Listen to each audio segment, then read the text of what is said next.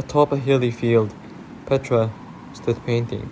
She was bleeding from a wound unseen, her pristine white dress stained dark red, like ink spilled on paper. But she did not flinch. In fact, she smiled, her attention on the painting unwavering. The snowfall, heavy and ceaseless, veiled the world in pure white.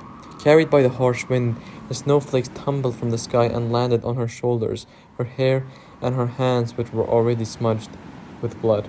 "It's okay," she said. "Even if I die, it won't be the end of the world." She wore a sundress and a sun hat, her hair flapping in the air. She tightened her grip on the brush, her fingertips numbing from the cold. Yet she paid it no mind. With each brushstroke, she painted a world onto the canvas, her dream world, a lush forest of greenery and pink, not devoid of the gentle touch of the autumn sun. The trees stretched tall and majestic as they lined the river that swept through the landscape, reflecting the glassy blue sky and the gorgeous yellow sun. Yet, for all its beauty, the scene lacked something fundamental: the shadows.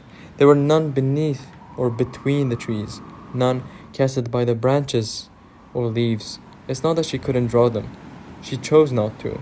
How else would each individual leaf receive sunlight and flourish indiscriminately? She painted no animals either, as she feared that the deers would take from the plants, and that the predators would jump from the bush and hunt for their flesh.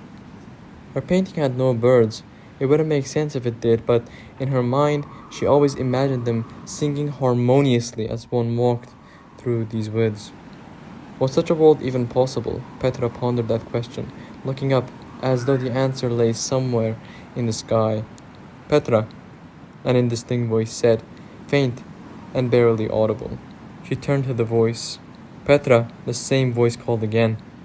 Suddenly, as if all the air had been sucked out of the atmosphere, she found herself struggling to breathe, her lips turning pale blue.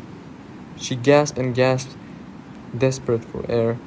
Yet, at the same time, she smiled, even as she knew that in a few seconds she could pass away. That she could pass away.